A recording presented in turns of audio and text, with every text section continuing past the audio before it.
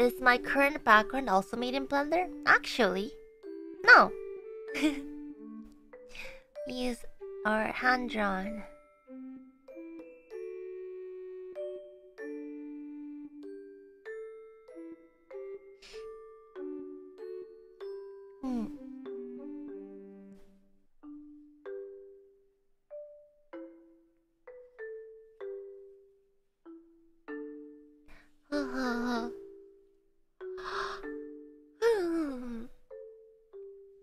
Yeah, I've been practicing doing some background stuff.